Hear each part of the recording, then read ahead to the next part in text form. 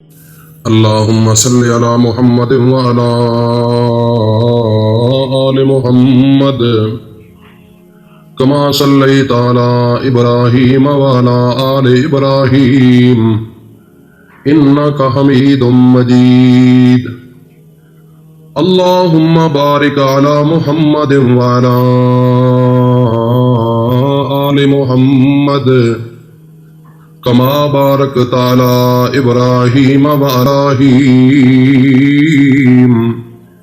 إنك حميد مجيد. مکرم ذی قدر حضرات و خواتین، میری ماؤں بہنوں بیٹیوں، 10 سفر اور سوموار کا مقدس دن آ چکا ہے.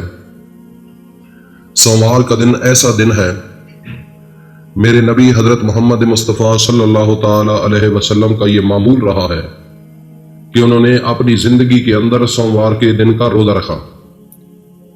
تو صحابہ اکرام نے عرض کیا، یا رسول اللہ صلی اللہ تعالی علیہ وسلم، یہ فرما دیجئے کہ سوموار کے دن آپ بہت زیادہ عبادت کرتے ہیں اور روزہ بھی رکھتے ہیں، اس کی وجہ کیا ہے؟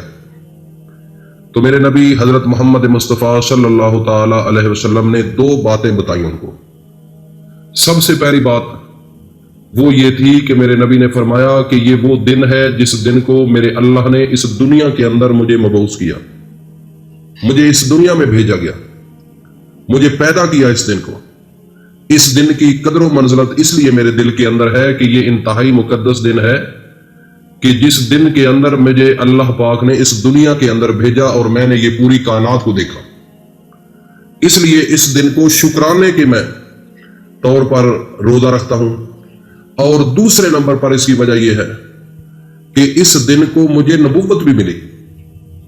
میں اس دن پیدا بھی کیا گیا تھا اور اسی دن مجھے نبوت سے بھی سرفراز کیا گیا. اس لیے مجھے یہ دن پیارا لگتا ہے اور اس دن کو میں روزہ بھی رکھتا ہوں اور اس دن کو میں عبادت بھی کرتا ہوں. اب یہ سوال پیدا ہوتا ہے کہ یہ جو نبی سارے نبیوں کے امام ہیں، ان کی زندگی ہمارے لیے بہترین عملی نمونہ ہے. سوچنے کی بات ہے، میرے نبی کا ہر کام راز کے اندر ہے. اگر کسی کو سمجھ نہ آئے تو اس کی اپنی عقل، اس کے ذہن کو اگر وہ بات سمجھ نہ آئے تو یہ اس کی پھر اپنی کمکلی بھی ہے، نالائکی بھی ہے، کمزوری بھی ہے. میں کہتا ہوں بڑے وثوق کے ساتھ، جو بندہ میرے نبی کے اس حکم کی پاسداری کرے، سوموار کے دن روزہ رکھے، اور میرے نبی جمعرات کے دن بھی روزہ رکھے کرتے تھے، اور جو بندہ سوموار اور جمعرات کے دن کا روزہ رکھے، ساری زندگی گزر جائے گی، اس بندے کو کبھی کینسر نہیں ہوگا. دیکھو نا کتنا بڑا فائدہ ہے اس بات کا، اس کام کا.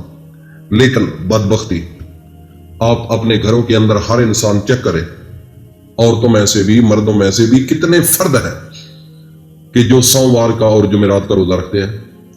اور یہ وہ مرض ہے کہ اگر انسان کو یہ لگ جائے، سارا گھر ختم ہو جاتا ہے لیکن مرض ختم ہونے کا نام نہیں لیتی. اور بہت زیادہ پیسے لگ جائے تو شاید میرا اللہ شفا دے دے، لیکن بہت بڑی مشکل ہوتی ہے. سب سے موذی مرض اور سب سے بڑی مرض یہ کینسر کی ہے. جن گھروں کے اندر اللہ پاک ہر گھر کو محفوظ رکھے، جن گھروں کے اندر یہ بیماری ہے، ان لوگوں سے جا کر پوچھو کہ اس مرض کا کتنا دکھ ہوتا ہے اور کتنی تکلیف ہوتی ہے اور کتنا پیسے کا ضیاع ہوتا ہے. میرے بھائی اور دوستوں، میری ماؤں بہنوں بیٹیوں، سوموار کے دن کا آپ معمول بنائیں اور روزہ رکھیں. روزہ جب روزہ رکھیں گے تو میرا رب ایک تو آپ کو صحت دے گا، معدے کے مسائل ٹھیک ہو جائیں گے، گردوں کے مسائل ٹھیک ہو جائیں گے، اور جو یہ موٹاپا ہے، یہ اکثر بیماری ہے، لوگ اکثر اس بیماری کا شکار ہو رہے ہیں، اس سے آپ بچنا شروع ہو جائیں گے اور آپ کا پورا سسٹم وجود کا اللہ پاک اس کو درست کر دیں گے. میرے بھائی، اس کے اندر راز ہے. میرے نبی نے ایسے نہیں روزہ رکھ لیا. میرے نبی کے جو کام ہے، خدا کی قسم، ایک سنت کو اگر زندہ کرو نا، 100 شہیدوں کا ثواب ملتا ہے. لیکن ہم نے کیا کیا؟ ہم نے صرف اس دنیا کے پیچھے لگے ہوئے ہیں، دنیا کو دیکھا ہے، بس یہی ہماری زندگی ہے، ہماری موت بھی یہی. ہم نے کبھی گہرائی کے ساتھ اللہ کو نہیں سمجھا، نہ اللہ کے نبی کو سمجھا، نہ اپنی ذات پر غور کیا.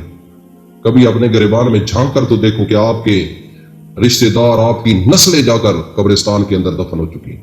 آپ نے بھی جانا. اگر ضرورت پڑ جائے تو اللہ کے سامنے ہاتھ اٹھاؤ. صبح سوموار کا دن ہے، ایک تو روزہ رکھو. اور دوسرے نمبر پر وقت اثر بہت بڑی اہمیت کا حامل ہے. ایک تو اس وقت روزہ بھی لگا ہوا ہوتا ہے, آپ روزے کی حالت میں ہوں گے, آپ کے وجود کو پتہ چل رہا ہوگا, کمزوری, روزے کا احساس پیدا ہو رہا ہوگا. تو جب یہ چیزیں ہوتی ہیں نا, میرا رب اس وقت زیادہ قبول کرتا ہے بندے کی دعا کو. اور دوسرے نمبر پر وقت عصر کی جو قسم میرے رب نے کھائی ہے, تو اس کے اندر بھی بہت بڑا راز ہے. انشاءاللہ بعد میں کبھی بتاؤں گا آپ کو, اس کے اندر بڑی حکمت ہے. تو آپ نے عصر کی نماز پڑھنے کے بعد, جب آپ عصر کی نماز پڑھ لیں تو قرآن مجید کے اندر ایک چھوٹی سی سورت ہے, وہ سورت والضحیٰ واللیل اذا سجی, 30 سپارے کے اندر آپ نے اس کو 11 مرتبہ پڑھنا ہے, اول و آخر 3 بار درود شریف کے ساتھ. اس کے بعد میرے اللہ کے سامنے ہاتھ اٹھا کر, گڑ گڑا کر, رو کر, پھر جیسے ایک فقیر آپ کے گھر کے باہر آ کر مانگتا ہے نا, دیکھا ہوگا اس کا انداز, اس کا روپ, اس کی زبان, اس کا ڈھنگ. میرے بھائی وہ ایک گھر سے جب لینا ہوتا ہے تو دیکھو کتنے بھیس بدلتا ہے, تو پھر گھر والوں کو ترس آتا ہے, دے دیتے ہیں. تو میرے بھائی آپ اس رب ذوالجلال کے سامنے کھڑے ہیں, آپ نے اس رب سے مانگنا ہے جو پوری کائنات کا خالق اور مالک ہے. وہ تو ایک گھر میں آیا تھا نا, لیکن آپ پورے خالق کے پاس جا رہے ہیں. ایک بہت بڑی ہستی ہے, بہت بڑی ذات ہے, جس نے 18,000 مخلوق کو بنایا, اتنا بڑا آسمان اور زمین بنائی, اور آپ کے رشتوں کو بنایا, سرسبز و شاداب کھیت, کھانے کے لیے چیزیں, دنیا کی دیکھو نا, حیران ہو جاتا ہے انسان. اس رب سے مانگنا ہے, پھر مانگ کر دکھاؤ کیسے مانگا جاتا ہے. اللہ پاک ہم سب کو اس پر عمل کی توفیق عطا فرمائے. اس سے میرا رب آپ کو مالا مال کر دے گا. اور جو نئے لوگ ہیں وہ کمنٹ سیکشن میں اپنا نام ضرور لکھیے گا تاکہ اس عمل کی ان کو اجازت دی جا سکے. اللہ پاک ہم سب کو عمل کی توفیق عطا فرمائے. وآخر دعوانا ان الحمد للہ رب العالمین.